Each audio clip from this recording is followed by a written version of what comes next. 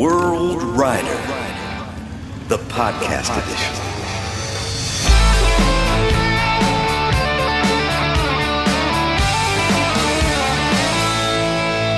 Podcasting. Who would have ever thought? Hey, excellent. Welcome to the Journeys with WorldRider podcast. I'm Allan, Karl, WorldRider. Of course, this is a very exciting podcast because my guest right here, I've known through email and through some of his employees since last November. But until just recently, I didn't understand the depth of his story. So today I'm thrilled to welcome Scott Moreno. He's the founder and CEO of IMT BIKE. I mean, this guy's originally from New York, which I learned today, and he was raised in New Jersey, but spent a lot of time as a teenager, I just found out, down in the village. And anyway, but he has been living and riding his motorcycle in Spain since 1989. Okay, he founded IMT BIKE while he was living in Madrid in 1997, starting with just 8 BMW motorcycles from his 5th-story walk-up apartment. That's right, no elevator. Come on, think about that. Now, since then, IMT BIKE has grown into one of the world's premier motorcycle tour and rental companies. They offer guided and self-guided tours across Spain, Portugal, Morocco, France, Italy, and beyond. They've got a Japan program. They're going to be expanding into Thailand and Southeast Asia. But IMT BIKE, on top of all this, is an official partner of BMW Motorrad. And right now, I think they've got over 250 basically brand new, fully equipped motorcycles. And they've got storage facilities. They provide that. That's how I got involved with IMT BIKE. And they rent motorcycles as well. So if you want to do one of those self-guided tours, they're the place to go to. They've got facilities in Madrid, Barcelona, Malaga, Bilbao, and in Portugal, in Lisbon. They offer services, for you guys who might want to have your bikes over in Europe. If you're in the US, 24-hour security. They'll store your gear as well, helmet, jackets, things like that, and even provide basic maintenance. And they've got relationships with people if you need something more outside that. Their tours are renowned for their exceptional guides. And this, by the way, my guest today has been to Morocco, if you're thinking about it, 66 or more, maybe it's 67 by now, times. Anyway, they've got the exceptional guides, hand-picked accommodations, historic paradors. If you've been to Spain, those things are so fun. Boutique hotels. They do their routes. The routes for their tours are meticulously planned, and they know, because they've been doing this for so long, the best places to ride, not just on the Iberian Peninsula, but all over the world, and particularly Western Europe. Anyway, my motorcycle, Doc, as you guys all know, is actually in Madrid right now at IMT BIKE, right below where my guest is sitting at IMT BIKE and Brigade. Bring on Scott Moreno, IMT BIKE. Scott, how you doing, Allan? Great to see you in California. Yes. Well, I miss Madrid. I miss Spain. I miss my bike. Well, it's here waiting for you whenever you want to come back. It's not going anywhere. We're taking good care of Doc. That's good. You definitely are. And what a great team you have there. So good. We've been trying to coordinate this podcast for it seems like a couple months now. Yeah. But both you and I, but I think more you've been, you're really active. You're not just the CEO guy sits up and tells the people. You're leading a lot of these tours, right? Well, I used to lead. Truthfully, I used to lead every tour when the company started 28 years ago. What I like to do now is I like to jump on maybe 4 or 5 days of a tour, and I kind of switch it up. And that way I get to spend time with our guides. I get to spend time with the tour members.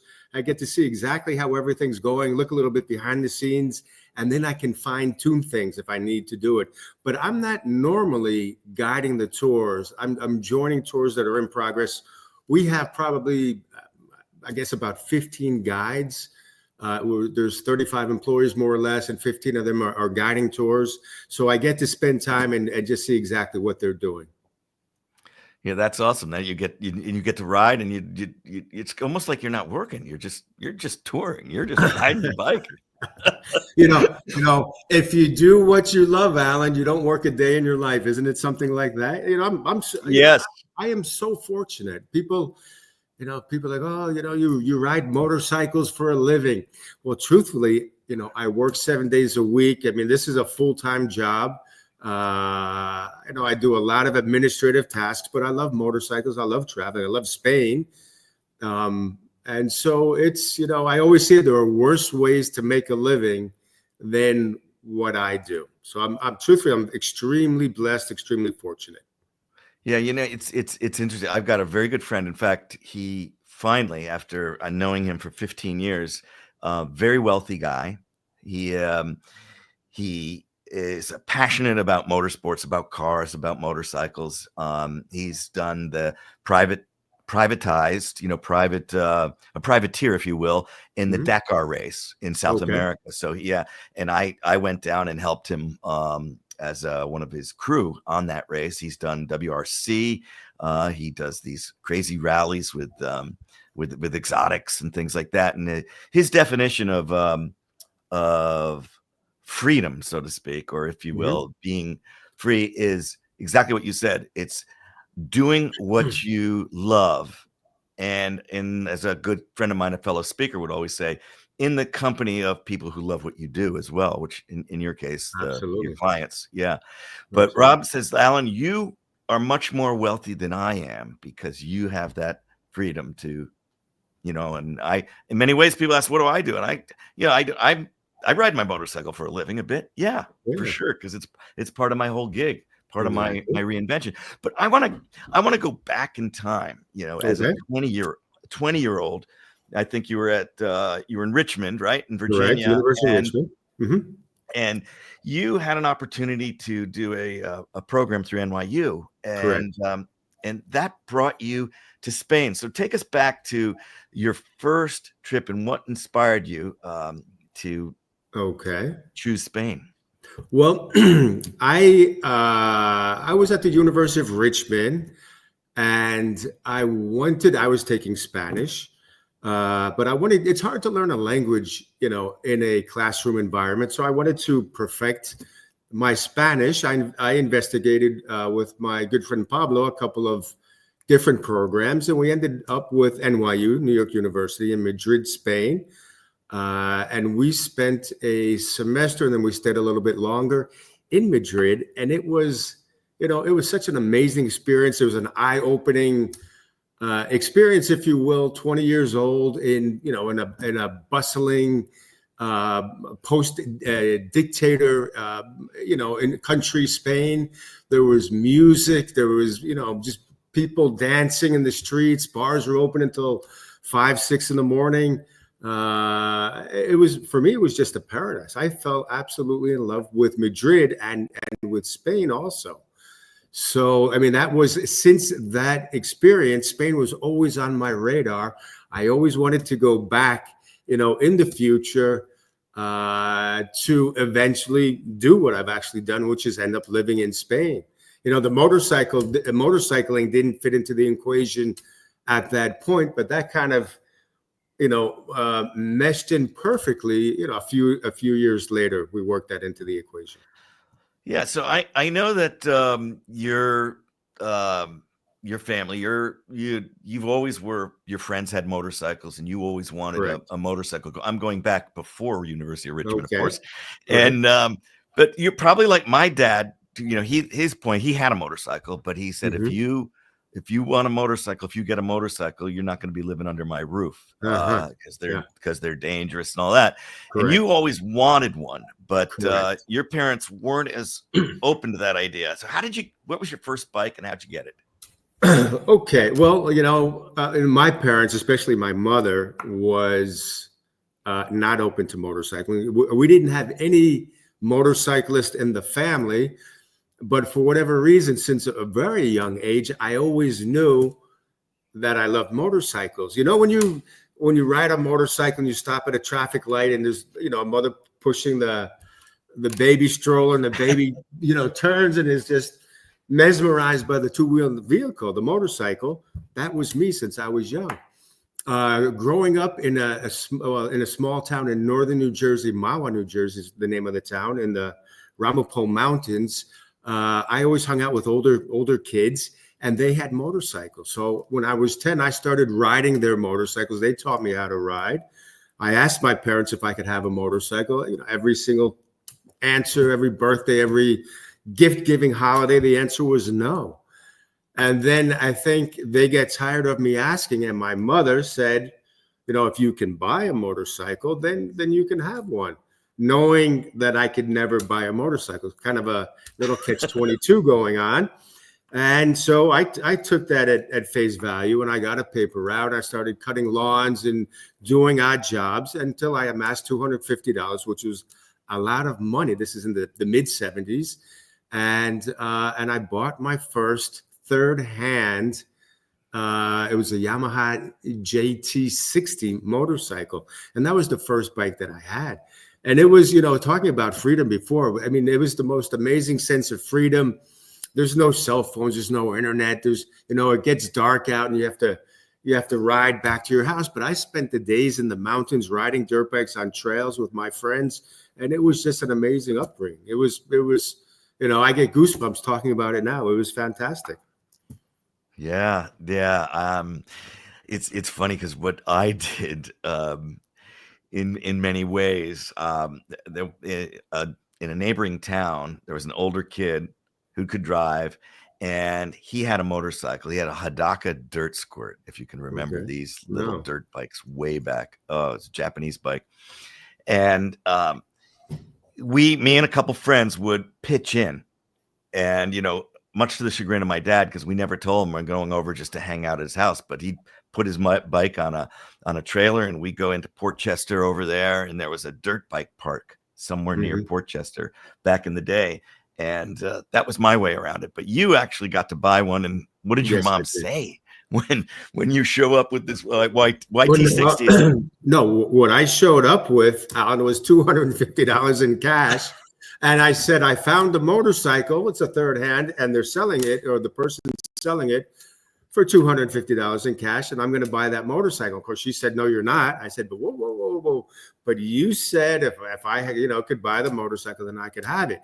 So it went a little bit back and forth, and finally she had to say, well, you know, you're right. I did say it. And I remember driving in an old, I was going to say a Ford. I guess it was a Ford, you know, station wagon with the artificial wood paneling on the sides and all that. And we threw that, you know, the motorcycle, the mini bike in the back of the station wagon and brought it home.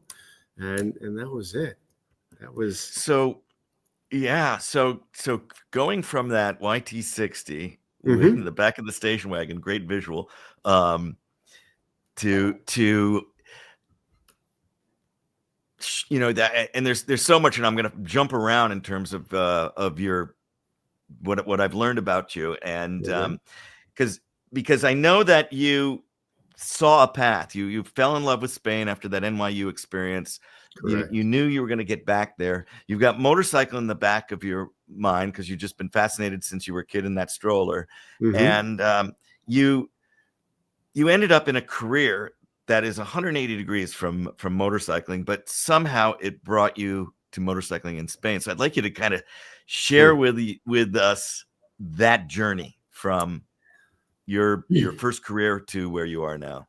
Okay. Well, my first career right out of university was as a stockbroker on Wall Street, working with my father, who was he was a money manager on Wall Street. And so I started working with him.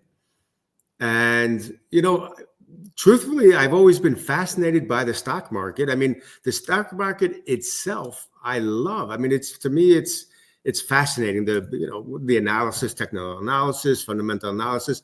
I was fine with that. It was, I think, the aspect of, you know, the suit and tie, you know, being in a cubicle, being indoors all the time, and truthfully, the lack of adventure. Because I was born for adventure. You know, some people are happy, you know, as in a 9-to-5 banking job, and I think that's fine. Everybody has their own calling. That was definitely not my calling. So I worked in Manhattan for a couple of years, and then they transferred me to the Madrid office. So I worked, as a stockbroker in Madrid, Spain. This was at Shearson Lehman, if you remember Shearson Lehman. Mm-hmm. I worked there for a year and a half, and then I was supposed to head back to New York and continue working with my father in New York. But I didn't want to do it. So I stayed in Madrid. I found a master's program with NYU, New York University, in Spanish literature and civilization. And I did a master's with NYU in Spanish literature civilization. And then at that time I had shipped a motorcycle over from the US. And I traveled all around Madrid. I traveled all around Europe. I took a 4-month solo trip with the idea of making it to Red Square in Moscow. This is 1992. And, that didn't happen. I made it as far as Poland, but it was fascinating to see all the ex-communist countries. It was still extremely communist. I mean, you drive through these little streets in the Czech Republic or Slovakia, and they had, speakers lining the street with this communist music playing. I made it to Krakow. That was as far east as I made it. And I went to the Russian embassy. They said no, they weren't going to give me a visa to go to Red Square, which, hindsight was actually a blessing in disguise, considering there are very few gas stations. All the signs are in Cyrillic. I probably would have had a hard time. And then from Krakow, I rode down through Slovakia to Hungary, and I went through ex-Yugoslavia during the war, 1992, through Serbia and Macedonia.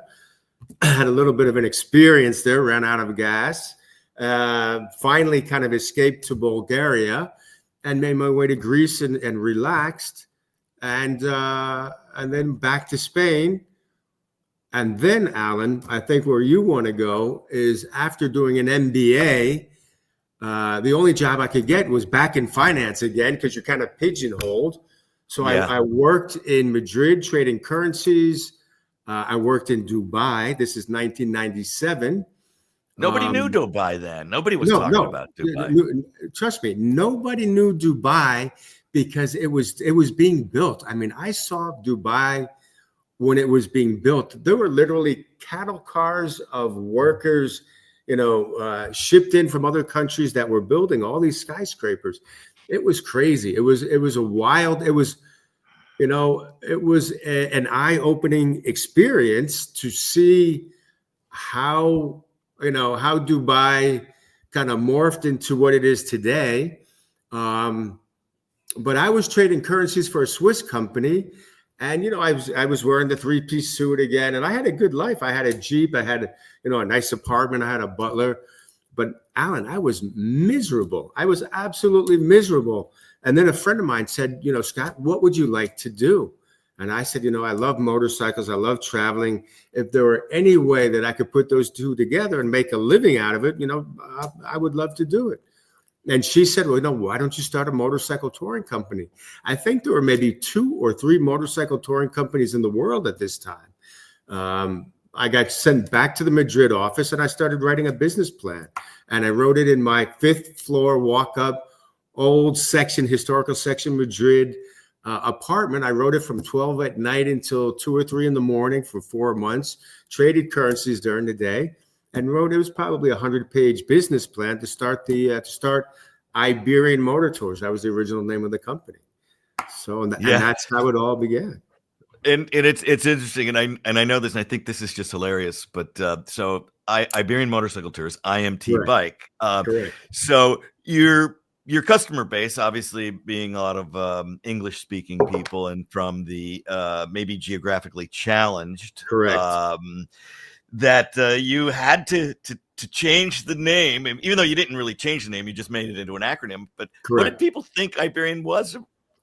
Well, I mean, the company started in 1997. We were running tours under the name of Iberian Motor Tours. The Iberian Peninsula being Spain and Portugal. That's what constitutes the Iberian Peninsula, countries of Spain and Portugal.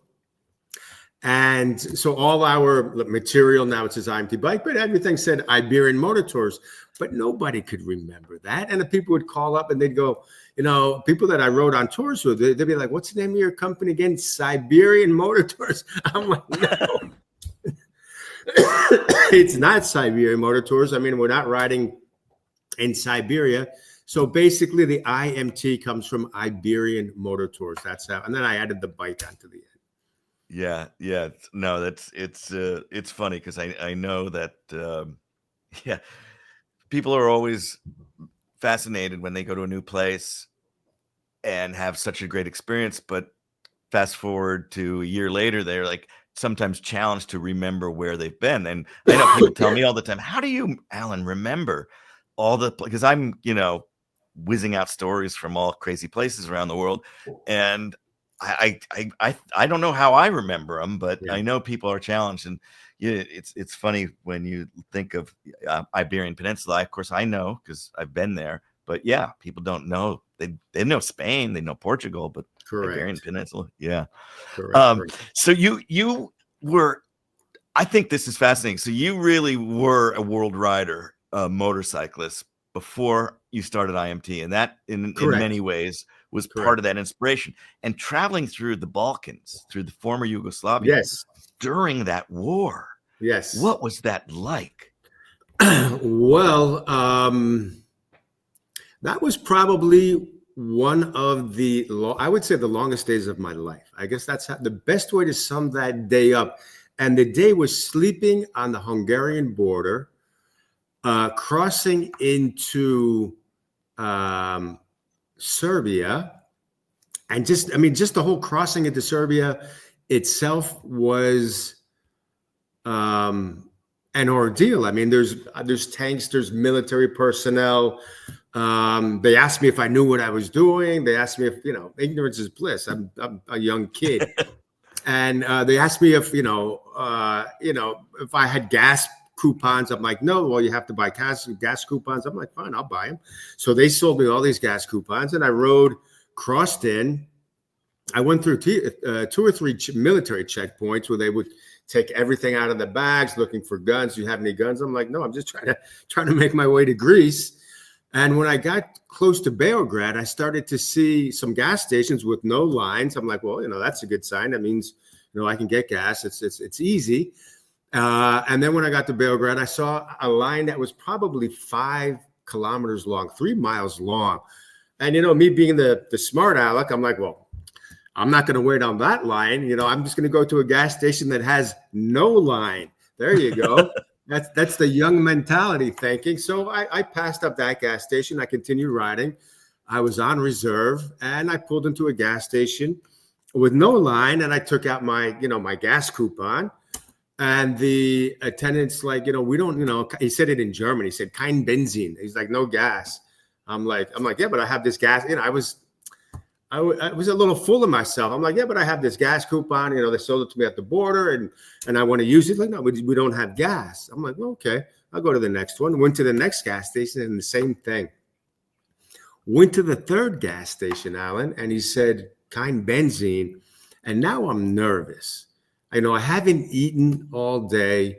There's no gas, and I don't know how I'm going to get gas. The motorcycle's empty. I have a 5-liter reserve tank, which I've already poured into the bike. So I'm like, okay, well, I see a couple of cars over by there's like a little snack bar. I'm like, let me go over there and see if I can't buy gas off of these guys. So I found them. I found somebody that spoke English. And I'm like, can I siphon gas out of your car? And they started laughing at me. And they're like, we would be glad to help you. But the car is diesel. It's like, you can't get gas anywhere. I'm like, well, what can I do here? And they said, well, there's black marketeers. If you drive a kilometer, then head up into the mountains to a field, to a clearing in the road, on this dirt road, and wait there. Black marketeers would show up with gasoline. So I said, okay, well, that's what I'll do. And that's what I did. And I got there. I waited all by myself. I was smoking Marlboros in those days. I didn't get off the motorcycle. I sat on the motorcycle. I'm like, just in case I need to escape. Out of the woods came these 4 or 5 guys who didn't look, they didn't look all that friendly, but they were waiting for gas also. And then finally, this guy showed up in an old VW, like Jetta, I think it was. And he had these military 20-liter jerry cans in the back of his car. And I bought 20 liters of gasoline in 1992 for $100 US. It was, this was the golden liquid. In college, we would say the golden liquid was beer, but it's gasoline. And the truth is, you have to think at this time, 1992, there's no internet, there's no cell phones, there's no ATMs. I mean, if somebody decided to, whatever, kill me and throw me in the woods and take my money, take my motorcycle, I mean, seriously, nobody would have found me. So this was a long day, and it gets almost even longer because after I filled up the motorcycle, I decided to ride towards Bulgaria. I just wanted to get to Sofia, check myself into a Hilton hotel, soak in a bathtub and order a hamburger. This was like my vision. This was the goal at the end of the tunnel. So I rode east instead of south towards Bulgaria. The border town in Serbia had all these big, like military blockades on the road, so cars could not get there. I actually rode on the sidewalk. And it was, this was a war town. I remember seeing dead dogs lying in the road. It looked like a decrepit, war-torn border town is what it was. That's the best way to describe it. And then I stopped at this is where it gets. Then I stopped at a gas station because I have these famous gas coupons, and I'm like, well, let me see if I can, fill up the bike. I have the coupons. So I stopped at a gas station. The attendant came out. I said, I have these coupons. He said, kind benzene. At this point, I laughed because I'm right by the border. So I figured, what a perfect opportunity to take a picture of my motorcycle at the gas station with no gasoline. So I took out my camera and I went to take a picture, and the attendants went berserk. They came running out. They're like, no photos, no pictures, no pictures. It's illegal. It's a war. It's a country that's at war. You can't go and take pictures. And so they started to stop me, and they're like, we're going to call the police. I got on the motorcycle and I gunned it. I gunned it out of there, made my way to the border, bypassed all the cars that were lined up, and I crossed into Bulgaria with the idea of making it to Sofia. And it's already nighttime, and there the signs are in Cyrillic, which I did not know. So I'm in the mountains. It's nighttime. I have no idea where I am. And I get to a crossing the road where there's a Cyrillic sign, which I cannot read. I see some people walking by, and I say to them, Sofia, this way, Sofia, this way. And they look at me and they go, no. I go, whoa. I go, so Sofia's this way. And they say, yes. So Sofia this way. They're like, no, yes. It took me a while to figure out, Allan, that in Bulgaria, when you shake your head this way, it means no. It's almost hard to do. It's like, patting your head and rubbing your stomach at the same time. So it's the exact opposite of what we do. So finally, I figured out which way Sofia was. I got on the mountain road, and it was 11 o'clock at night. I found a little snack bar. I wasn't going to make it to Sofia. I wasn't even close. And the people that were closing up the snack bar took me back to their farmhouse, and I slept in their farmhouse. They made me breakfast the next day and sent me on my way. But the longest day in my life, Allan, I haven't told that story in probably, I can't remember, 25 years, but that's the story. That is a long day. I can't imagine being, a young kid. And what was the bike you were riding? It was a Honda Magna V65, 1100cc with a Kirker exhaust. It was loud. It was, it was a machine, is what, especially when you're a young kid. It was a great bike. It grabbed a lot of attention, is what it did. Yeah. So there you are on this Honda Magna, you know, cruiser style, with the loud Exactly. Kirker exhaust, Exactly. and you're seeing tanks and guns, and Yes. I mean I'm just listening to you tell that story. I'm just you know, imagine what's going through your head at this point, and then having to gun it out of that gas station just to, you know, to get the hell out of there. Yeah. You know, wow. You know, I coming back to the Iberian Peninsula, we're going from Sofia, which, by the way, Bulgaria and Romania are two of my favorite places to ride. Romania, And especially. yeah, the people are, Exactly. you know, I just actually was there in May. I didn't have the bike that time because the bike happened to be in Portugal, and I hadn't sorted out when I was going to do this. But I flew there to go to a food and wine fair that I knew some friends of mine were participating in, and one of them actually promoted it. She was the promoter, and so I just posted up on my YouTube a video of 3 reasons why you should put Romania on your bucket list. And Absolutely. I actually just interviewed on video locals telling why you should come there. But anyway, I want to go back to Iberia, Okay. to the Iberian Peninsula, and I'm actually gonna go a little bit south of the Iberian Peninsula, one of your favorite places, and I'm gonna show a little bit of a video, because you are the kingpin, the brainchild behind, you know, IMT Bike, and one of your favorite places is Morocco. So here's a little Absolutely. video that your team provided me. Let's just watch this. This is some eye candy for those of you who maybe are thinking to get to somewhere exotic on a motorcycle, and you could do it with IMT Bike. Here we go.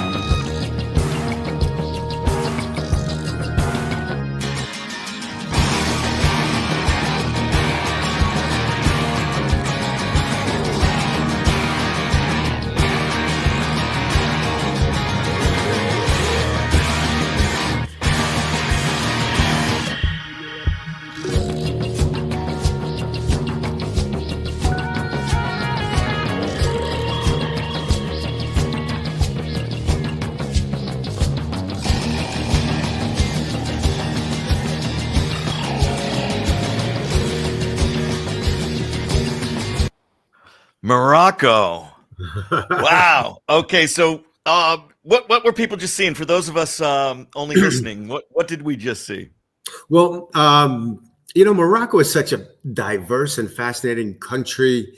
It's completely different, the north of Morocco from the south of Morocco. The north is very, very green, lush. You have the Rif Mountains. You have the middle and the High Atlas Mountains, again, very green. And then once you cross the High Atlas Mountains, you come down to the Sahara Desert portion of Morocco. And that's what you were seeing. You're seeing some clips from Boulmandades, which are 7 hairpin turns. You're seeing crossing the Tichka Pass. The Tichka Pass is 2,260 meters high. It's the highest pass in Morocco. So you're basically seeing the southern part of Morocco. But again, Morocco is extremely diverse. You can snow ski in Morocco. A lot of people are like, oh, you know, Morocco is just going to be brown and deserty. You know, it's not true at all. If you go in March, for example, there's snow in the peaks. I mean, there's like I said, ski stations There's snow in the high Atlas, and it's fascinating. Something. Every time I cross into Morocco, I'm like a 12-year-old kid again. I feel butterflies I've been to Morocco over 60 times. If I add up all the time, probably, I don't know, 3 or 4 years of my life I have spent in Morocco. And every time I cross the border I'm just like a kid in a candy store. I get so excited. For me, it really is. And I've been to a lot of countries. It's my favorite place. It's where I go to relax and to just really kind of disconnect. And when you get down to the southern part, the Sahara Desert, especially like the Erg Chebi dunes, the most beautiful sand dunes. It's orange hue, talcum powder sand dunes. It's beautiful. It's so fine. I always tell people it's as if I had a spigot on my ankle and it automatically opens up, and all the stress and worry and whatever is just bothers me just flows out of my body like sands from an hourglass, and I'm just full. I'm completely in the moment. For me, it's kind of a therapeutic country, and I try and go there at least twice a year. If I can go there more, I'll go there more, but at least twice a year I will go to Morocco and ride motorcycles. Yeah. So I'm curious, for those who are listening who may have never been to anywhere in Africa, let alone maybe haven't even been to Spain or Portugal. And Portugal is so, like, if I could say, trendy right now. Everybody's talking in the US anyway about Portugal. And by the way, yesterday it's our Memorial Day weekend here, and I was at a party here in Encinitas, and there's a gentleman. His name's Faust. He's from Morocco. And he just yesterday, he told me that there was skiing in Morocco, and I had never known that. You brought it up. Absolutely. So how does a tour work at IMT Bike? Let's say our listeners, wants to go to Morocco and doesn't want to do any of their own planning, doesn't want to ship their motorcycle, but wants to experience not only the beautiful red rock Sahara, what we were just saying, there were these hairpin turns. They're so beautiful. That video is so cool. What's the process for booking a tour, and how long does it take where do they land? Where do they end up? Okay. Well, we actually have 2 Morocco tours. We have a shorter one, which is 9 days. It's basically 1 week plus 2 weekends for people that maybe don't have so much vacation time. And then we have, I think it's a 17-day tour, which is, if you can do it, it's the one that I would definitely recommend. But signing up is easy. You just get on our website, fill out the booking form, and we take a 500 € deposit, and you're signed up. We have a ton of motorcycles, as you said, 250. They're BMW motorcycles, all different models. Both tours will start in Malaga, which is in the south of Spain. And from Malaga, it's about a 1-hour ride to a town called Algeciras, hometown to Paco de Lucia, famous flamenco guitarist. And from there, you get a ferry. It's a 45-minute ferry across the Strait of Gibraltar, which is 7 kilometers, about, 4 or 5 miles wide, not very wide. It's the only natural entrance to the Mediterranean Sea. And we cross over to a Spanish enclave called Ceuta. And then from there, we cross into Morocco, and we start to enjoy the first part of the tour. The longer tour, we're in Chefchaouen, the Blue Town, and the Rift Mountains. Rift Mountains are actually very famous in Europe. Why? Because they grow a lot of hashish in the Rift Mountains. So I like to tell people it's that Chefchaouen, the Blue Town, is the happiest town in the world, because everybody's just walking around with a big permagrin on their face. It's just a slow meander through the streets. It's a beautiful, beautiful town. It's a great introduction to Morocco. And then we go to Fez, one of the 4 imperial cities. We cross the Middle Atlas. We head down to Erfoud, and we go to the big sand dunes. We ride camels in the sand dunes. We take quads, dune buggies in the sand dunes. It's amazing. Then we head to the Todra Gorges. We go to Bulmandades, which were the hairpin turns that you saw in the video. We head down to Tagora, which is very, very far south, which is a beautiful, almost no tourists go to Tagora. We head to Ouassassa, which is known as the Moroccan Hollywood. They shot Game of Thrones was shot there, Gladiator was shot there, Babel, Ben-Hur. So a lot of movies, especially kind of biblical or timepieces, are shot in Ouassassa. We go to Marrakesh, which I always say is like the New York City of Morocco. It's got so much energy. I mean, it's amazing. Big contrast from the desert. We head to Rabat, and then we head back to Spain. So, and this is, Allan, this is the one tour that you really, I would say the first time, I mean, if you're only going to do it once, I think it's important to do it right. I think it's important to do it, with people that know what they're doing, because it's very easy to maybe make a mistake, maybe culturally, not know maybe the Islamic culture. Although Morocco is the most liberal Islamic country in the world, they have their own brewery. So there's Moroccan beer, Casablanca, Flag Especial. They make their own wine, President, which is a red wine, which is very, very nice. So very, very liberal as far as, Islamic countries go. But there's a lot going on, behind the scenes. And culturally, I think it's very important to know what's going on, how to negotiate the Moroccan culture with savvy, with class. You don't want to be a loud American. You don't want to, it's important to respect, obviously, the culture and the people. And, like I said, we've been going there for 26 years. We go to friends' houses for lunch. We have Moroccan jam sessions on drums. I mean, we bring a lot of, kind of personal experiences. IMT Bike sponsors a small school in one of the poor southern desert regions. So we go there, we bring clothing, we bring school supplies. We do a lot of, different things in Morocco. It's for me, it's just magical. It really is. Yeah, that I did get to Morocco. I came from Athens all the way to Portugal, stopping in Sicily and Tunisia and Morocco. And I got to Rabat. I did get to Fez. I did get to Chefchaouen. Tetuan was really one of my highlights too. The north. I didn't get over that pass. It was they had that earthquake there. And okay. Yeah, sure. That there was a lot of refugees, and I was running out of time, so I stuck to the north.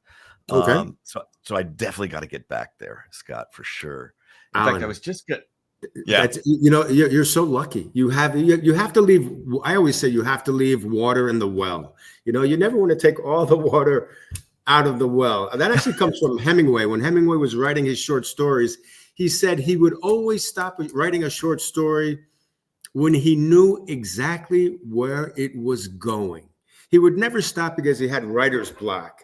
So when he knew what was going to happen next, that's when he stopped. And he said, I always have to leave water in the well. So when he picked up his pencil again to write, he knew exactly what he was going to write.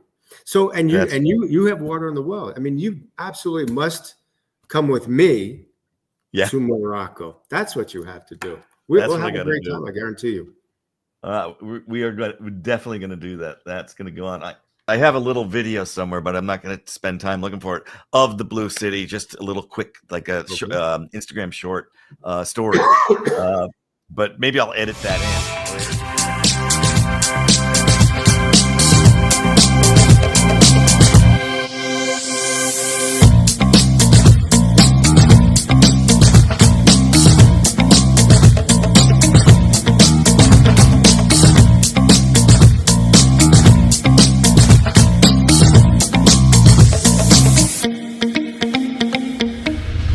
Welcome to the enchanting city of Chefchaouen, here in the Rif Mountains of Morocco, where every street, cobbled street, tells a story, and every building here is a work of art. It is really. I love the experience. It's a great town. Yeah, absolutely.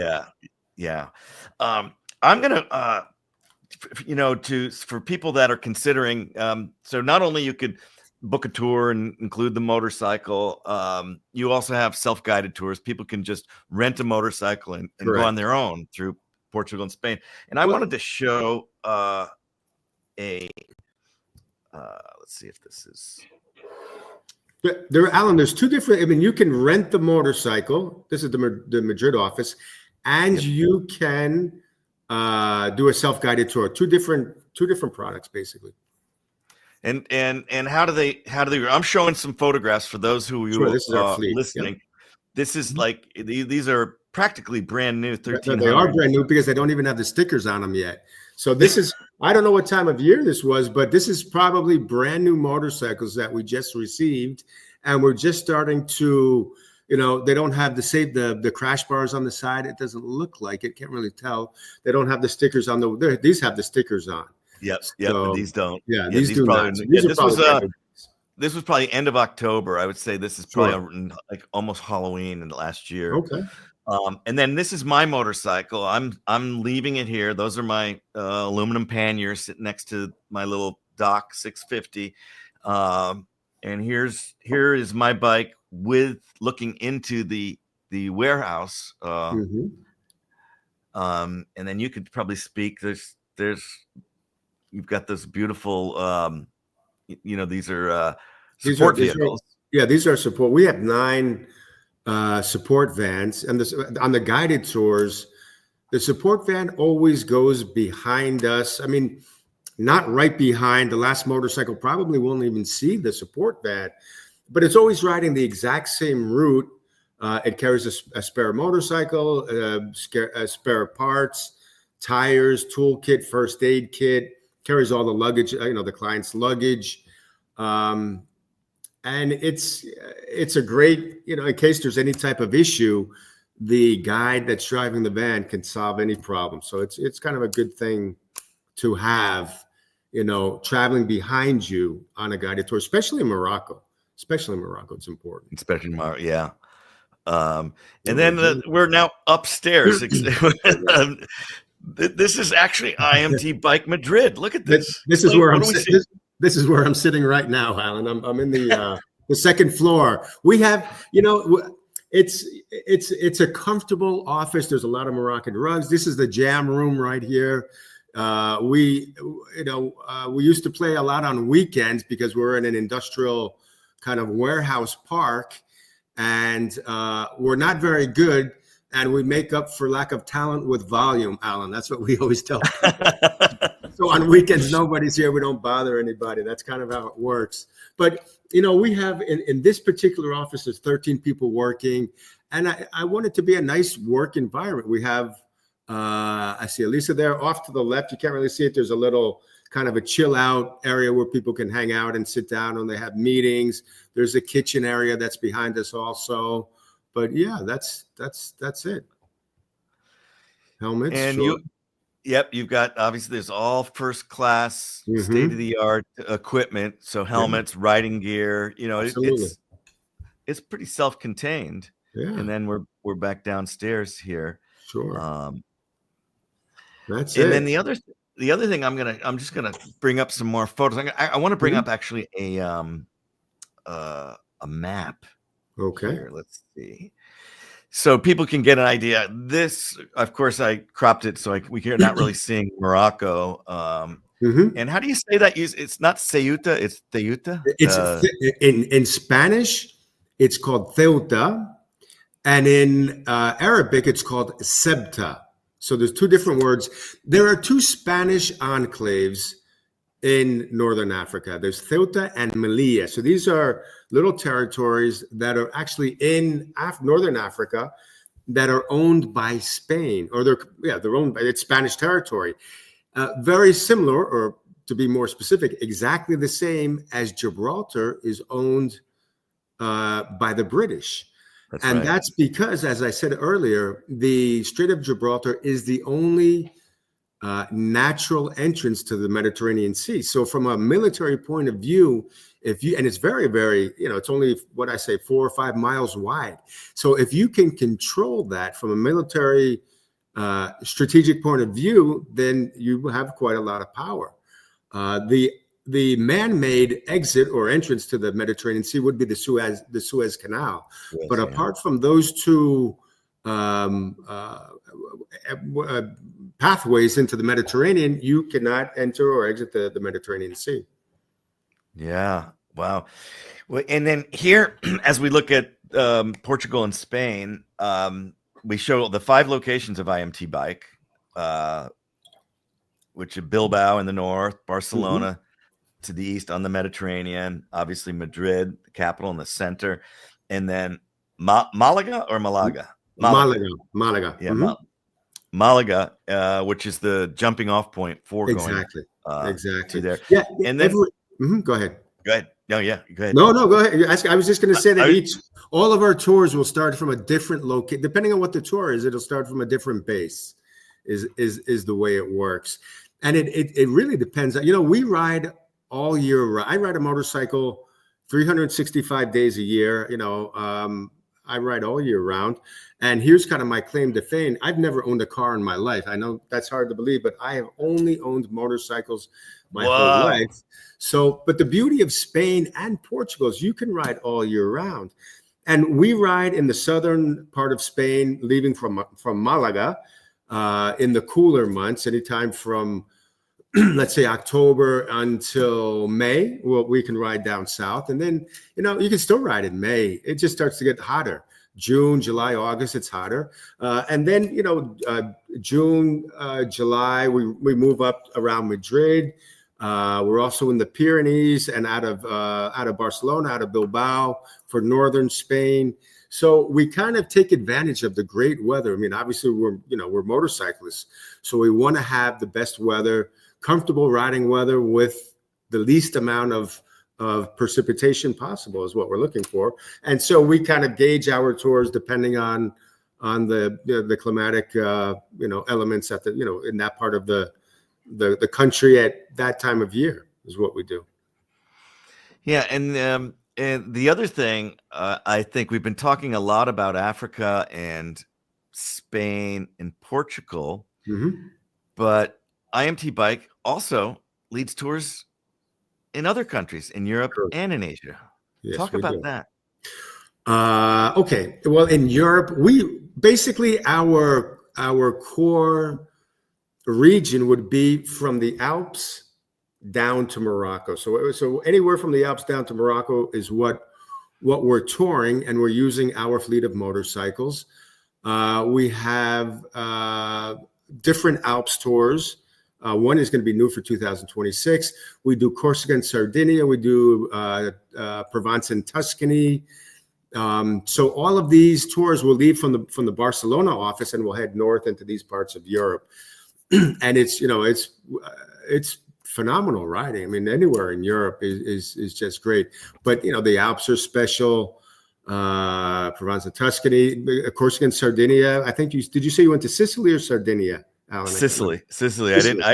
I wanted to ask about that. Tell me about. So you leave Barcelona, and how? I mean, those of us who travel, of course, we all love, Italy and Tuscany and all that. But Sardinia and Corsica, you got two different countries there. Absolutely. Do you do that both at the same time? We do. Yeah. We do. How does that work? Well, okay, we start in Barcelona. There's an overnight ferry that leaves Barcelona. It depends on the day, but it leaves about 10 p.m., arrives, I believe, at 7 o'clock in the morning in Porto Torres. This is in Sardinia. Okay. Now, it's so funny because Corsica and Sardinia are so close to each other, but they could not be more different, the two islands. Sardinia is Italian, Corsica is French, of course. Sardinia is a lower island with incredible asphalt. I mean, we always put brand new tires on the bikes before we do this tour, basically because the indigenous road surface in Sardinia, it gives you great grip, but it's just, I mean, you can definitely see the tires wear by the end of the tour. But it's just, I mean, the riding is phenomenal. There's a lot of pizza, a lot of seafood. And it's kind of a motorcyclist paradise. You know, it really is a great place. There's almost no traffic, some great hotels. And then after we do Sardinia, it's less than 30 minutes on a small boat to cross from the north of Sardinia to Bonifacio, which is the south of Corsica. And once you get to Corsica, I mean, it's night and day. Corsica is like grabbing a handful of the Alps. This would be probably a good analogy, and dropping them in the center of the Mediterranean Sea, because they're really, really high mountains. I mean, you can snow ski. Talking about snow skiing, there's snow ski stations in Corsica. Wow. And the asphalt is not as good, but the scenery is spectacular. And the people, now these are Corsicans, French, Napoleon Bonaparte being the most famous Corsican from Ajaccio. But the people in Corsica are not fishermen. The people in Corsica are mountain men. They like to say that they live with their backs to the sea, because they scorn the Mediterranean. They have no interest in going out on a boat and catching fish. You know, they're hunting jabalí and deer. They're making these, venison sausages and these wild boar, steaks and things like that. It's very, very hearty, typical Corsican fare. It's completely different from maybe what you would think, and extremely different from Sardinia. But the combination of the two is just a great, it's a great, kind of like a Reese's peanut butter cup. I don't know. It's kind of a weird thing to say, but it just sweet and savory. It's basically what it is. I mean, they're completely different, but together they really work really, really well. So that's wow. Yes. So interesting mountain. Now, what about truffles? Do they find truffles in Corsica? They might. I don't think it's known for the truffles. Truffles would be up more in like the Piemonte region of Italy, northern Italy. But there could be truffles. I mean, I don't know if it's famous for truffles, but okay. I was just curious because you get the images of, of course, truffle dogs, truffle pigs. And pigs also. Yeah. That sounds like an incredible tour. To be able to see the sweet and savory, this peanut butter cup of the islands. I've always wanted to go to both of those islands, and when I was doing that crossing Europe from Greece to Portugal in 23, it did pop on my radar, but in the end, I preferred to spend. I did all of Tunisia, pretty much, and which I loved, and that northern part of Morocco. So I wanted a little bit more exotic, but maybe I got to go do that. We'll do it. Okay. So people can now. What about just how much of your business, I guess, is the guided tours versus somebody like my friend Rob? By the way, if I had known about IMT Bike last year when I convinced my friend Rob to ride with me a little bit, and we found through another operator in Lisbon, he rented a Ducati Multistrada, but it was a piece of crap. The luggage was broken. He couldn't. Anyway, it was not the great experience like what we see with the brand new BMWs at IMT Bike.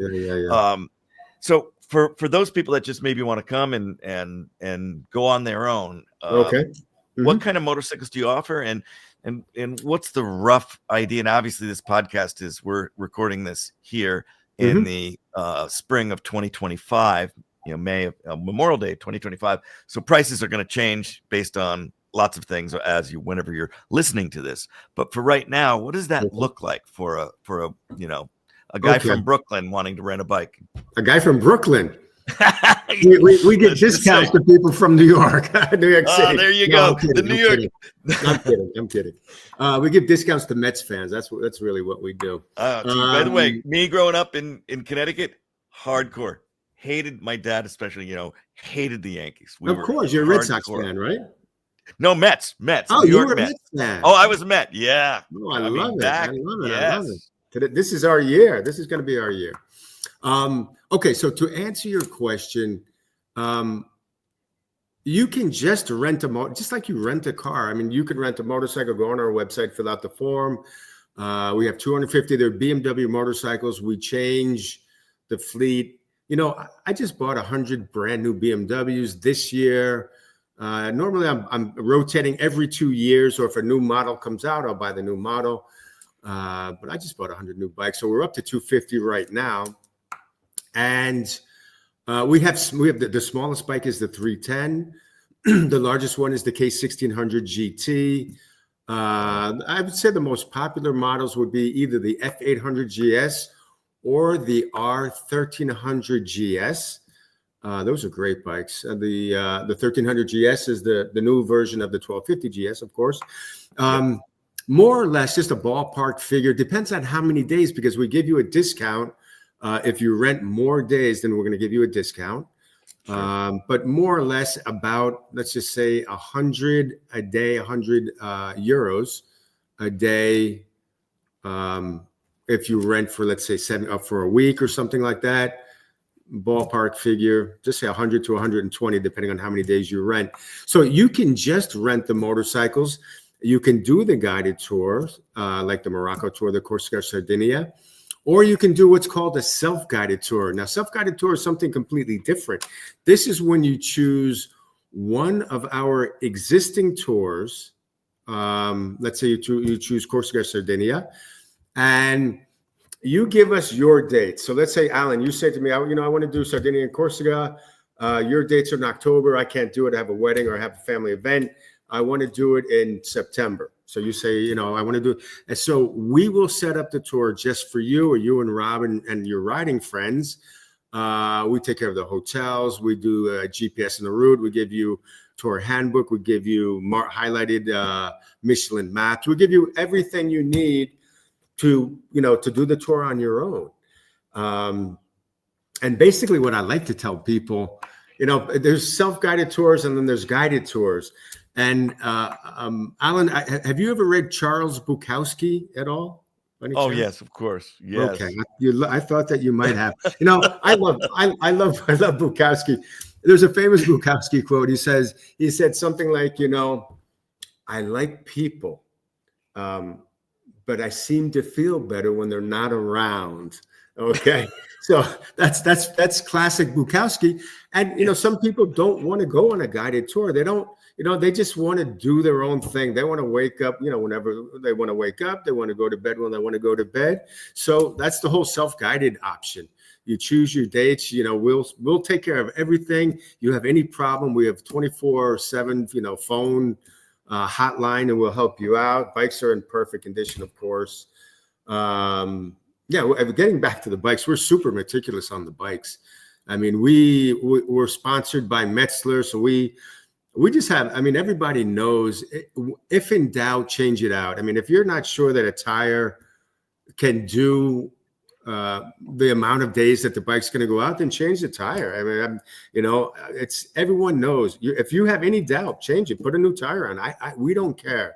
I prefer to change a tire than to have somebody stop in the middle of a tour and try and look for a place to buy a tire and change it. It just doesn't make any sense. We take such good care of the bikes. We're super, super meticulous. They all come with three BMW cases, whatever. For me, it's really important to take care of motorcycles. And, and I think obviously people appreciate that. And I think when they see how well we take care of motorcycles, and especially when we give out the motorcycle, because, it's not here are the keys and, see you later, like you're renting a car. We actually sit down and we'll spend a half hour explaining everything. We'll offer you a cup of coffee, ask where you're going to go. If you're renting the bike, we'll offer some suggestions. If you say you're going to Extremadura, in between Madrid and Portugal, part of Spain, we'll give you maybe some road tips or restaurant tips or whatever. But we'll spend a lot of time to make sure that you're comfortable and you're really whatever. Customer service is very important to me, and I strive to be the best, and everybody in the company knows it. And it's just basically what I want. So and the truth, I think we're achieving it. So that I'm super proud. to be honest. I'm very, very proud of everybody in the company. I'm proud of, IMT Bike. I'm proud of the reputation we have. So. Well, I was, when I rode into IMT Bike back in October, I was super impressed, especially after having, Rob was with me on that. He rode with me to Madrid, and he delivered his bike to the other vendor, and he didn't come to IMT Bike. But when I came back after, he had returned his bike, I set you up, gave you guys my bike. I said, oh my God, I can't believe we didn't know about IMT Bike when we were setting up this trip. So I was super impressed. So you have a reason to be proud, because I've seen a lot of motorcycle, rental companies over the years in various countries all over the world, and that is you got a first class operation, and you're a BMW official partner. How did that come about? Because that's really. There's to become an official partner of BMW. There's a particular criteria. I think you have to be in business for maybe, I can't remember if it's 2, maybe 4 years. You have to have a minimum fleet of 15 or 20 motorcycles. You have to be nominated by BMW in your country. So the importer, BMW Iberica, it would be in my case the local BMW company that's in charge of Spain and Portugal. So they have to nominate us to BMW Germany. Once that's done, they have to accept us. We have to send people up to Munich to do official training, which encompasses, certain first aid, mechanical issues, how to solve basic mechanical issues, how to lead tours, and then there's a final exam. Once you successfully complete the exam, then you're able to put on your website or on your merchandise material the official partner of BMW logo is basically what you can do. And then, for example, Garmisch, the BMW Motorrad Days in Garmisch, Germany. This year, it is the 4th, 5th, and 6th of July, which is an incredible motors. There's like 40,000 BMW motorcycles. There's other brands there also, but it's a great, great party right in the German Alps. There's an official tour member tent, and we have a booth there. So there's little perks that we get from being an official partner. Being a partner, and obviously it sounds like you've got a good relationship with Metzler. So yes, we do. Yeah. Any other brands that you're tied in with besides? Well, in Spain, we have an excellent relationship with the Paradors.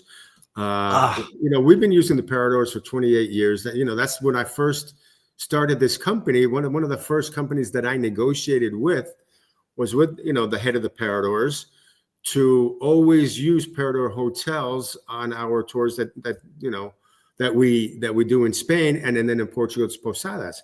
And basically what it is, the Spanish government finds these historical buildings. It could be, palaces, it could be, castles, fortresses, monasteries.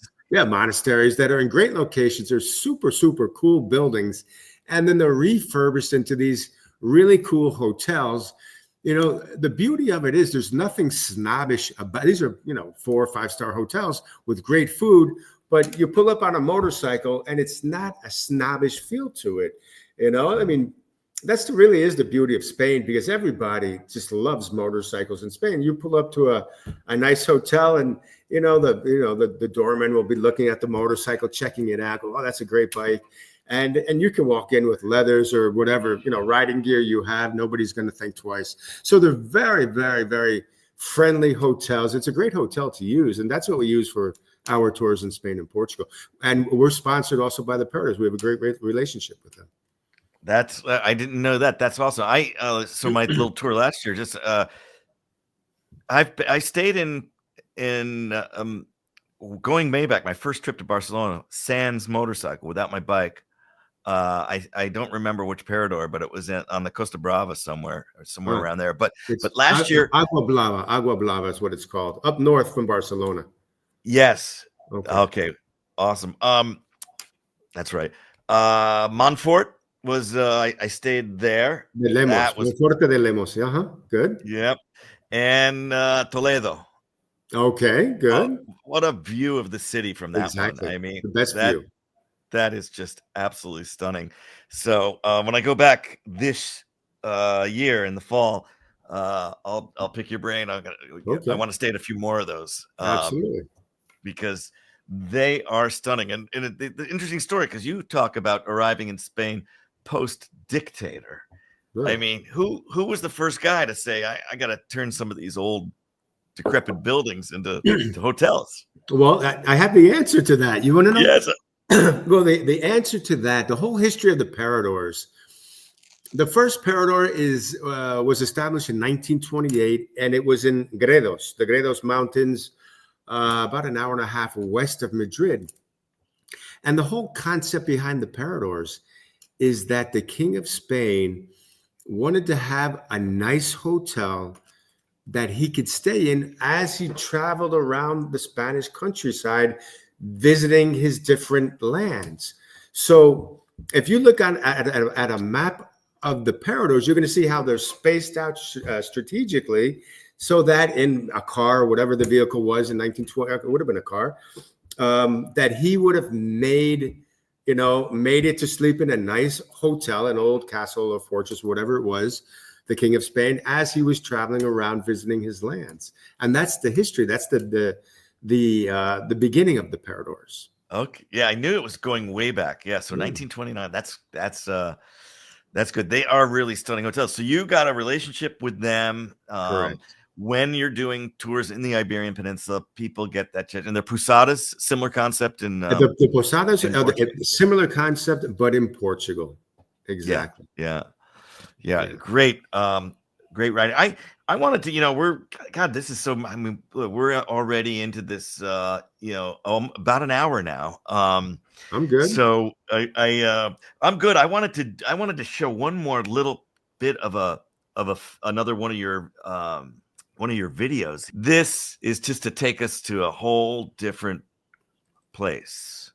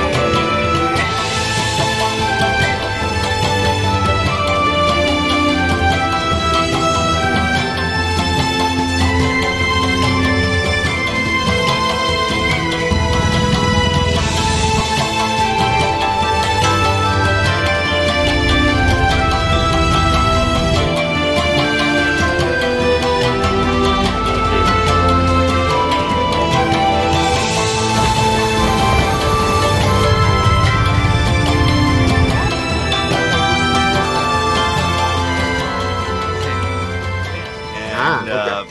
So let's talk about, you've Okay. got a kind of thing going with Asia. So we're going continental now. We're going other continents. Well, here's the thing.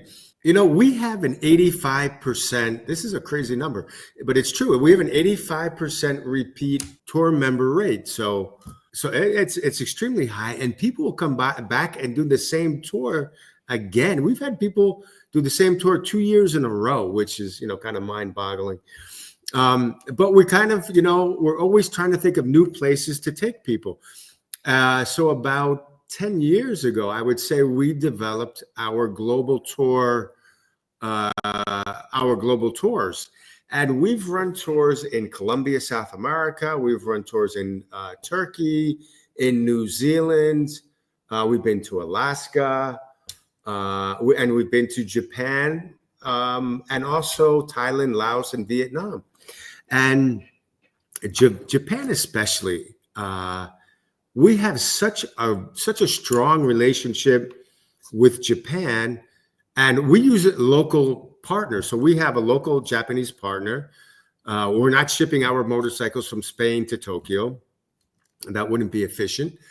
So we use, it's another official BMW partner. We use their motorcycles. And then we tell them exactly the qualities, the quality of the hotels, of the restaurants, how to organize the flow of the riding day, exactly how we want our tour organized. And then we develop the tour with them. On our Japan tours, we have three native Japanese on the tour. And then a lot of times I'll go on the tour myself, or we always send one guide from IMT Bike. But we have the three Japanese people on the tour. We have a Japanese guide on a motorcycle. We have a Japanese driver in the support van. And then we have a charming Japanese interpreter / fixer who can get anything done in Japan. She's amazing. Her name is Eriko-san, and she goes on the tours, and she'll explain the culture. Mayo-san, Shinya-san also. Though the whole beauty of Japan is the riding plus the history plus the beautiful mountains. I mean the forests are just billowing trees, out in every direction, different colors. It's absolutely stunning. The food is a bouquet of colors and flavors, absolutely stunning. Obviously the traditional dress, the katana swords. So there's a lot going on that we want people to understand when they go to Japan. We don't want them to, I don't want to take you, Allan, to Japan and guide you, because truthfully, I don't really know that much about Japan. I don't speak Japanese. So for me, it's so much better to have the local guides, local flavor, plus one of our guides just as a liaison to make sure everything's working. And then the same thing with Thailand. Thailand, the friendliest people in the world. Laos is beautiful. And Vietnam is stunning. It's just a crazy, vibrant, Hanoi is just a wonderful city. If you've never been in that part of the world, it's amazing. So yeah, so this is the kind of the outgrowth of IMT Bike into different parts of the world. And as I find out about interesting places to ride, I'll look for some sort of a reputable motorcycle supplier, and then I'll discuss how we can, work together to design a tour. Then I'll go on it, kind of like a scouting tour to make sure, it works. And then we'll bring people on the tour. That's basically how that works. So you mentioned something before about, I'd like the idea of just it's designing tours. So you really are, taking a cognitive approach to exactly how these tours to maximize, I imagine, time, the exposure to different cultures, the food, the wine. What is like an average riding day that somebody could expect to be in your tours? And I know that's something that you factor in those designs. Correct. Okay, a typical riding day. Now it depends on where we are. It depends on if we're in Morocco or if we're in Spain, or we're in Japan. But we'll leave between 8 and 9 in the morning, depending. In Spain, we'll leave at 9 in the morning. And we'll stop every hour and a half for a coffee stop, a bathroom break, and maybe there's a scenic overlook or some point of interest that we want to share with the people. Then we'll ride a little bit more. We'll stop for lunch, and then we ride another hour and a half, stop for another cultural visitor of some sort of some sort of bathroom break, coffee. We like to arrive at the hotel between, let's say, 4 and 5 o'clock in the afternoon. And that will give you enough time, since dinner in Spain is late or later than the US. Dinner, yeah. The earliest you can have dinner in Spain is 8:30. And, I'm sorry for people that are used to having dinner at, 5:30 or 6 o'clock. You can't do that in Spain. So if we arrive at, let's say, 4:30, 5 o'clock, and dinner's at 8:30, that gives you plenty of time to, stroll around, check out the town, have a little siesta, go to the bar and have an after ride beer, go for a swim, do whatever you want. And then what we like to do is we like to meet in the bar area. We have a briefing. We meet in the bar area a half hour before dinner starts, which would be at 8:30, as soon as the dining room opens up. And we'll discuss the following day, with maps and have a little happy hour, if you will. And then we'll go and have a great meal at the Parador, whatever hotel we're at. So that would be a normal riding day, is what we would do. And something,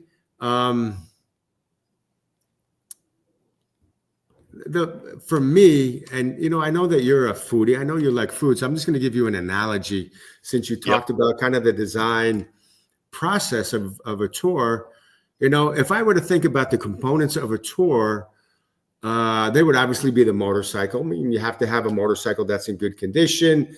The roads have to be, twisty. We don't want straight roads. We want to have good asphalt and twisty roads. We want to have nice hotels. We want to have good food. And then we have to have, the guides. And the truth of the matter is, the guides are our guides. At least this is what I consider them to be, master chefs, because, you could have great ingredients. It's like a chef. You could have great, farm fresh ingredients and have a chef that's mediocre, and he can make a terrible meal.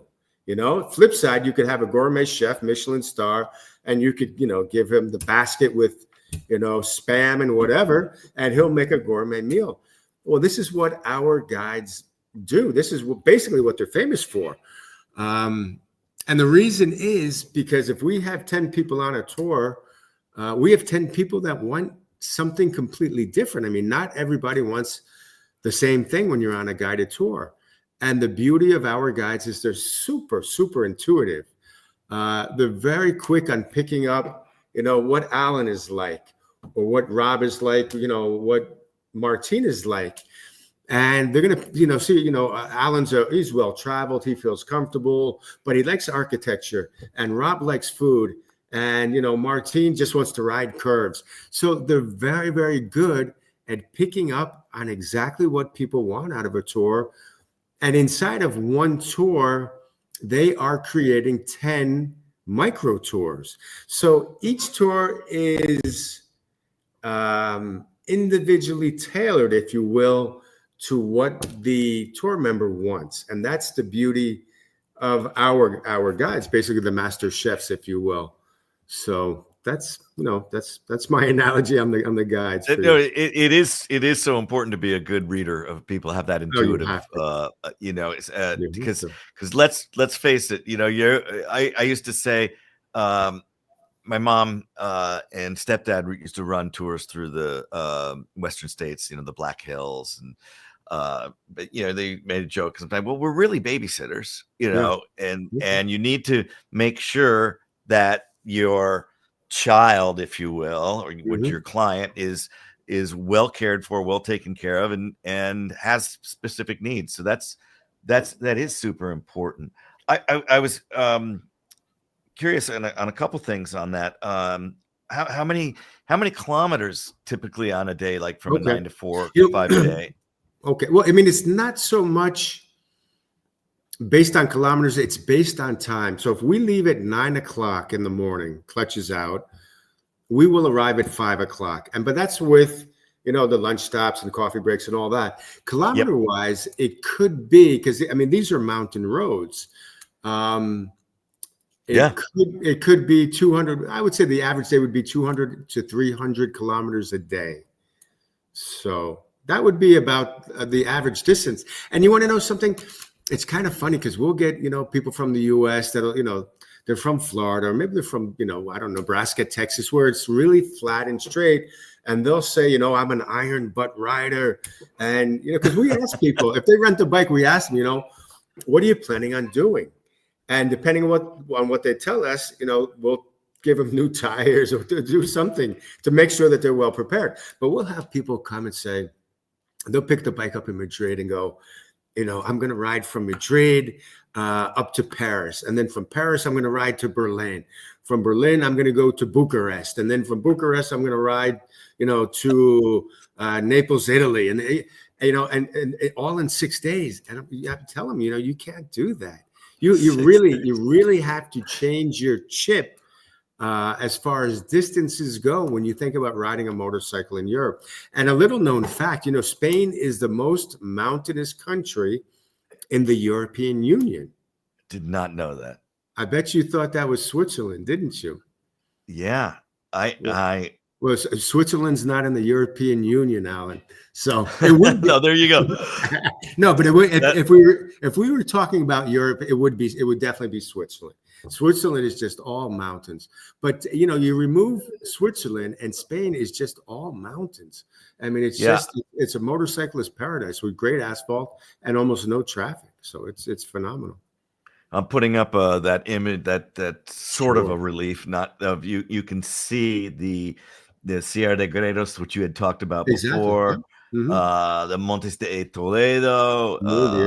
Then you've got obviously the Pyrenees over here, the Basque Mountains, the Picos de Europa, which are the highest mountains in mainland Spain, would be the Picos.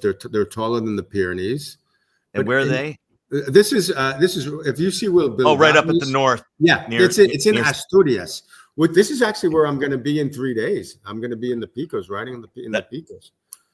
Okay, I'm going to put you on the spot. Let me put this. not really on the spot. I want to whet the appetite of some of our listeners right now who are sitting in. Maybe they're in the UK, maybe they're in Brooklyn, maybe they're in Wisconsin or California, and they're listening to us talk about this, and they're going to fly to Portugal, go to IMT Bike in Lisbon. They're going to rent a bike, and they're going to go to Madrid. Let's just say, because it's the capital, and they are going to go. We don't need to talk about time. We don't need to get into a lot of detail. But from your experience, you leave Lisbon at 9 a.m. What pockets of Portugal and Spain are they going to go before they get to Madrid? Quick little tour. Okay, well, first of all, you're not going to do it in 1 day, okay?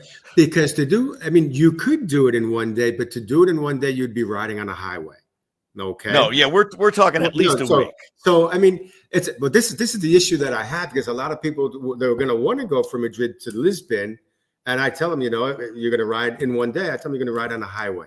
So I would do it in 2 or 3 days. And if you're riding from Lisbon, for example, you would be riding to Madrid. You would be riding due east, would be the direction that you're riding.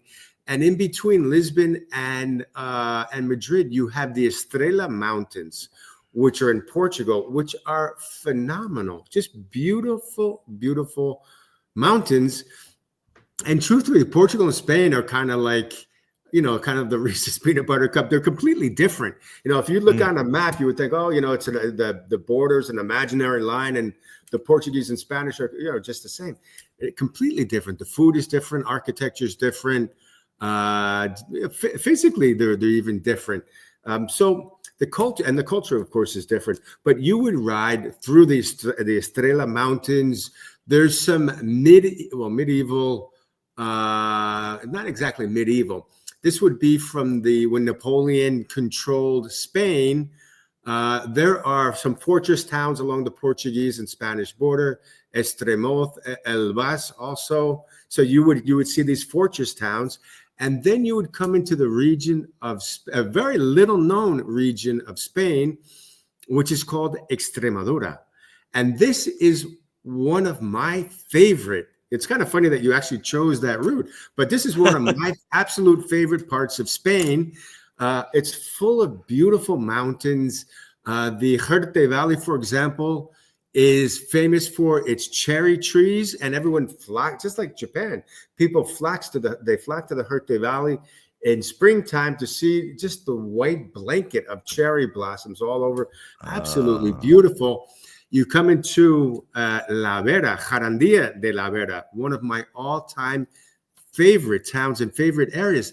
This area is famous. It's famous for mountains and for growing tobacco. So it's beautiful countryside, mountains, and you see dotted along the countryside all these tobacco drying barns, which you can tell because they have kind of louvered sides so that the air can flow through. Okay, so it's not a solid wall on the barns. The tobacco is harvested, it's hung upside down, and then it's a very kind of dry microclimate. It's the perfect environment to grow tobacco and then to dry it. So this is just a beautiful, beautiful part of Spain, Extremadura, La Vera in a special. And then you would come into Toledo. You could stop by Toledo, which is the ancient capital, and you would arrive then, later on to Madrid. You cannot go wrong, really. You can't go wrong anywhere in Spain. You really cannot. It's just a motorcyclist paradise. Absolutely. It's funny you mentioned places I need to go, and I'm so fortunate. I've been really struggling with what I'm going to do since my bike is in Madrid right now, and with the weeks that I've got planned, and of course you and I will have a talk offline on a lot of that. Mm-hmm. But what I wanted to say here is another place that I went to, and I got to remember the town, so I'm doing a little cheating here. Well, you're going to tell me, where's the Museo de Jamón? Well, okay. Well, the Museo there's a lot of there's many of them. I've been to one. That's what I was going to say. In Madrid, there's a chain. This is what I thought you were talking about, but in Madrid, there's a chain of bars / restaurants that are called Museo de Jamón. And you could be talking about something different, but you walk in and the whole ceiling is covered with inverted, because you have to hang the hams, upside down. There's a little cone that catches, in the summertime when the fat heats up, it will drip. So the little cone that catches the fat, but the whole ceiling is just covered with, hams, the Serrano hams, the air cured hams that Spain is famous for. So, but there's Museos de Jamón everywhere. You could be talking about something different. But yeah, I am, because I'm talking about the jamón de Iberico de Bellota and the fetid pig, jabuco, which is that Andalusia. Good for you. You speak Spanish. You have a good accent. Jabugo is a town which is about, an hour and a half, and it would be northwest of Sevilla, Spain. And Jabugo is famous for the finest quality Iberian ham that exists. Now, the Iberian pig is genetically different than the normal pig that you see. It's a darker skin. It has little dark hairs. And in this region of Jabugo and the surrounding region, there are bellotas, which is a Spanish acorn. It looks like an acorn in the US, but it's a longer shape to it. And so the Iberian pigs roam on these pig farms, and as the acorns fall from the trees, that's all that they eat are the bellotas, the acorns. So that's their only diet for the highest quality. Okay, and then there's different qualities. Well, maybe they'll mix the bellota with some sort of feed. That would be kind of a middle quality. And then there's basically the lowest quality where there's no bellota and it's all feed. But whenever you see jabugo, and you're going to see the black hoof of the pig, that means the highest quality. Pata negra in Spanish is black hoof, is the equivalent of like A1. If we say something is A1 in the US or in England, probably also, then that means it's just top quality.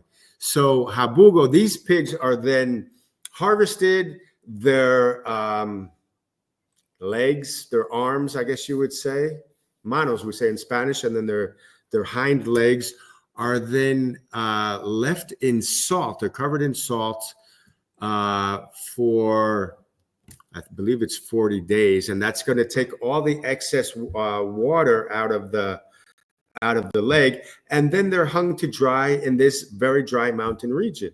So, and it's really the best ham that there is. It's phenomenal. Actually, you know, for all my, much to chagrin of all my Italian friends or friends who are fans of prosciutto, this jamon from this particular, the Pata Negra, is the best in the world. And and the town I was thinking of, so Habugo is Habugo. That is the place where that, you know, it's kind of the center of that region. Exactly. And the town where I went to, the Museo de Jamón, which is literally a museum of ham, not just a, I think it's in Aracena. Is that right? Aracena, exactly. Aracena. Aracena it's the largest town that's close to Habugo. It's a great little town. It's got that nice square. Exactly. Very, very nice. Very close to maybe you went to the Rio Tinto, the mines, the old Roman copper mines also, which is very close to that area. But Aracena is close to Habugo, and that's probably where they did have an actual ham museum. So that makes sense. Yeah, it does. You know, I think €2 to go into that. The best €2 you ever spent. It's a great, especially if they give you a little bit of ham at the end. Yeah. Oh, yeah. Just you know, and of course, in the U.S., this jamon is the most expensive ham you can buy, and then sitting on the square in Aracena for, I don't know, €8. I'm having a plate that would cost me €108 in the US. Exactly. It's so good. Well, I've used a lot of your time, and one thing you mentioned when you're to prep people who are going to Spain and go on a tour about the late night eating. You know, you might get a table at 8:30, and this is one of the things I endear. I love. I because I've traveled so much in different parts of the world, I tend to kind of live a little bit on Spanish time, if you will. And I never eat much before 8 o'clock even when I'm in the US, you know, it's but here things start to close at 8:30. You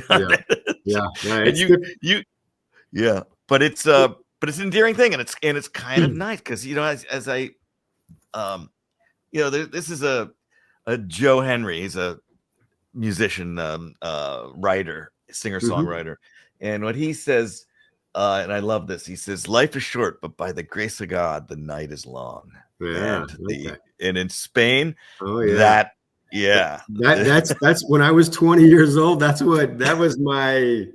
was the big hook that brought me in. You know, I mean, you see in Madrid, you see traffic jams at 4 o'clock in the morning.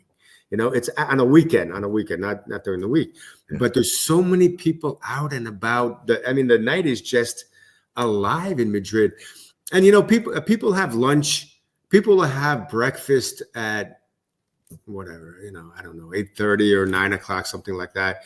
And then lunchtime is from 1:30 to 4 o'clock. So lunch is late, and lunch is really big in Spain.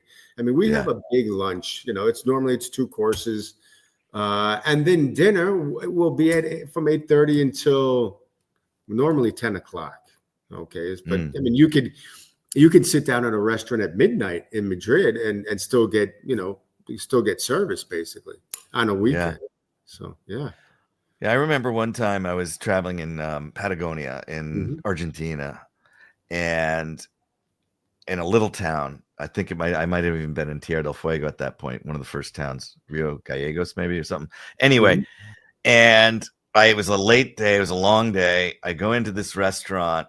It's 11 o'clock because I don't usually like to ride at night, never. And sometimes you get stuck. And And I go into this restaurant at 11. There's nobody in there. I'm thinking, oh God, they're closed. But the guy, the hotel guy said, no, go, they'll serve you. I go in there, and sure enough, they'll serve me. And then by midnight, the place is full. And people are bringing in kids in strollers. Yes. Yeah. It's crazy. The Spanish way. I mean, that's Argentina, but that comes from Spain also. I mean, of course. Kids are fair game in all bars and restaurants. I mean, I like that also. It's the family unit, very, very strong family unit. And the grandmother, grandfather go out with, the daughter and the husband and the kid and the kids. And they're all out at, 11 o'clock at night.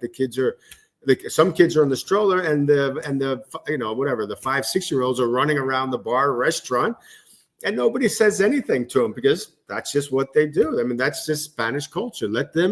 Give them freedom to without really bothering anybody. But yeah, you don't really see that in the U.S. People would be like, "Oh, look at those children; they're so misbehaved." That's kind of good behavior in Spain, if you will. It's a cultural difference. This has been an incredible conversation, Scott. I want to let everybody know IMTBIKE.com is where you go. There'll be links in the show notes down below to the tours, to information on self-guided, guided, and of course the storage options you have. If you want to ship your bike to Europe, there's 5 locations in the Iberian Peninsula that IMT Bike will store it for you, which is what I am doing now.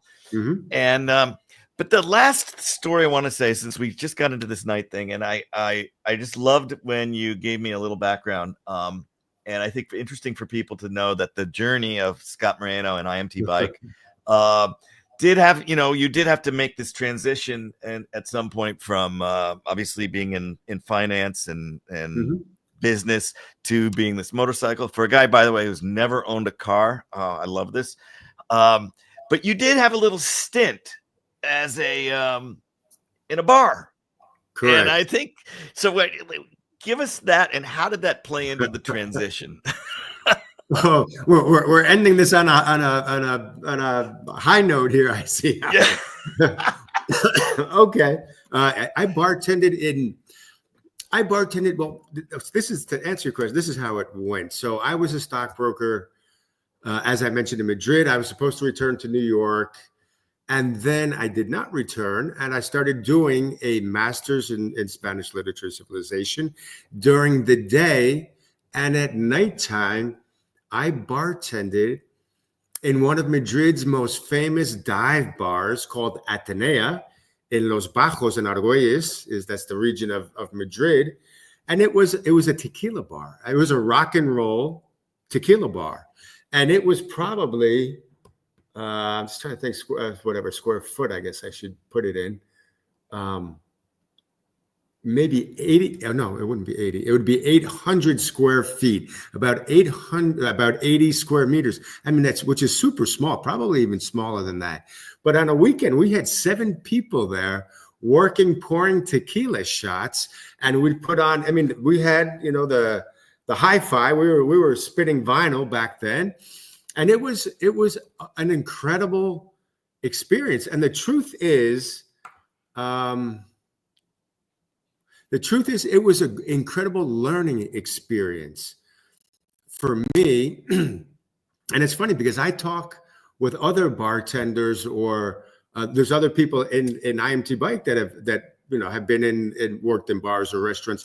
It's a great learning environment to get to know people very quickly. This goes back to what I was mentioning earlier about guides having the sixth sense about reading people. Because there's no better training ground than working in an extremely crowded bar night after night. And I worked there, Allan, for 4 years. I mean, this wasn't like 4-month little stint. This was a little a career change. This was a career change. But then the funny thing is, my bar closed at 3 a.m, and then after my bar closed. There was the walk of the bartenders. And so I would go with the people from my bar with some friends to the next bar that was open until 5 a.m. And then at 5 in the morning, they were up while we closed. We go to the next. It was, it was a crazy existence, but in a lot of ways, it was one of the best learning environments. I can honestly say that the lessons I learned, the people lessons, the interpersonal skills that I learned during this period of my life, I have used immensely in business, in my dealings, in negotiations, in taking care of tour members. I mean, I use it all the time. It's basically psychology is basically what it is. And it's apart from being a great era, a great época, I'm thinking in Spanish now, of my life, a great time of my life. It was a great learning experience. So, yeah, just a lot of fun and a great learning tool. I think as you were telling me, you were taking your master's, and I could tell you obviously not only in Spanish literature, but you're very well versed in American literature. I love well. American. Yeah, I love literature. Yeah, yes, literature. Let's just say literature. Love so it. you had day school there at for Spanish literature and night school at the tequila bar, and that's what you did. So it was a full education, 4-year education on both areas. Just because you said it about people and having fun. I'm gonna there's some photographs here that are from IMT Bike that your team provided me, and I think it's just super to wind down on a real happy note is to just see the faces, the smiles, and of course the landscapes here. For those of you again listening audio only, you can go to YouTube, WorldRider YouTube, and there's a whole playlist of the podcast, so you can go back and see these images and the videos that we've had on here. But look at this. Where is this? Do you happen to know? Well, this picture is going to be in the Pyrenees, or it's one of two things. It's either the Pyrenees or it's going to be southern France. So I'm not. I know that the couple on the GS in the front, it's Coco and Graciela, two great people from Venezuela, from Merida, Venezuela. And I think it's either going to be the Pyrenees because this rock formation looks very similar. Yeah, either southern France or the Tarn Gorge or the Pyrenees Mountains. Yeah, and for those of you who can't see it, it's the Venezuelan couple in the foreground on a GS. Looks like 13, maybe that's the 1200. Yeah, 13. And 1300, 1250. Yeah. Yep, or the 1250. Yeah, and the woman is just. They're riding two up, of course, and she's just got this big grin on, and what a great photograph. Yes. Then this right here. This is Corsica right here. That's what it's going to be, but it's going to be right along the coast. Okay, so you can see in the background the cliffs of Bonifacio. That's what that is. That's what that is.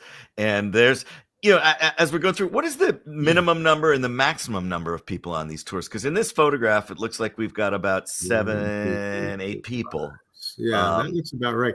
I mean, we don't want to take any more than 16 people, which might sound like a lot, but that would be 8 couples on 8 motorcycles. So that would be our maximum. The normal size, the minimum would probably be 8 people. And the normal size is probably 12 people, I would say. 12 people, which could be on 7 or 8 motorcycles, something like that. Okay.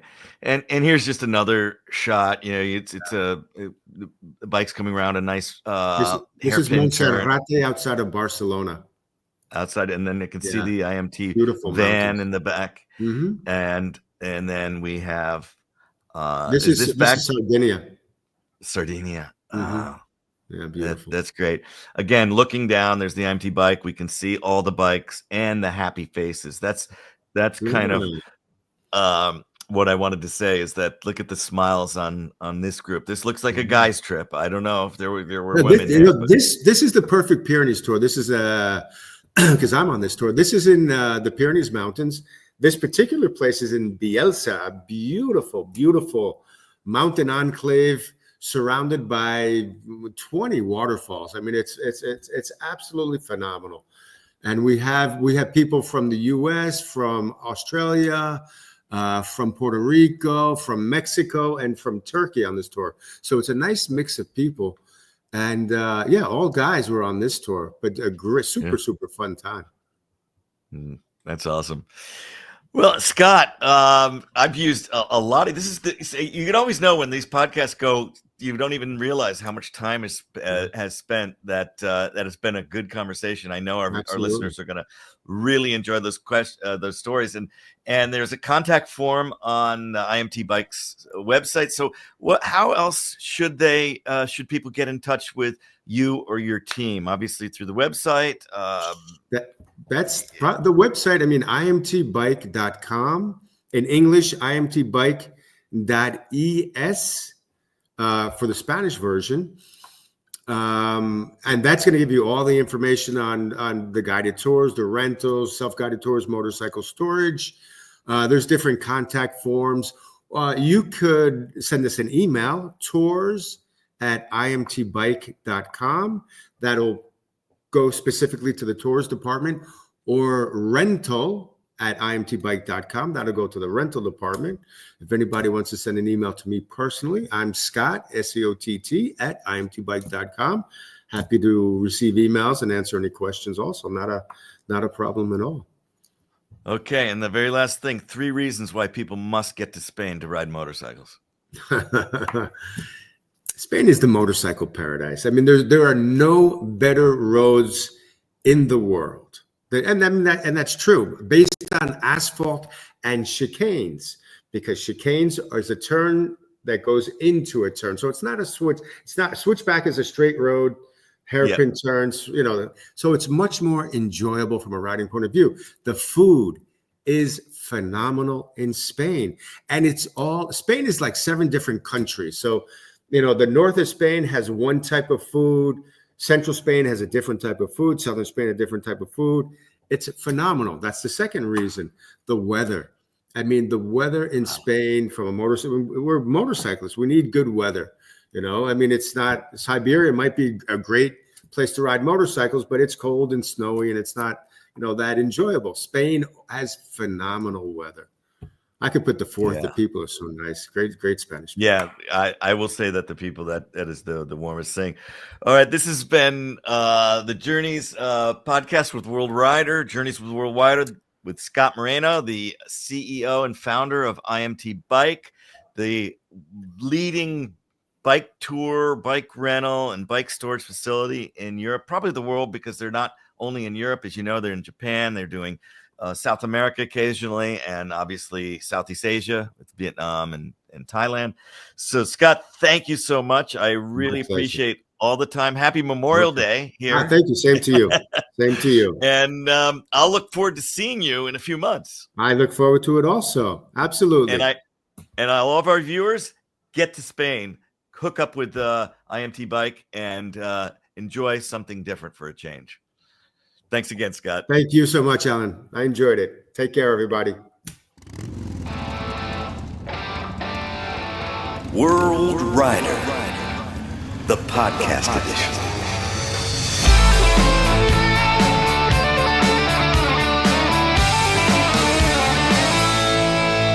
Podcasting. Who would have ever thought?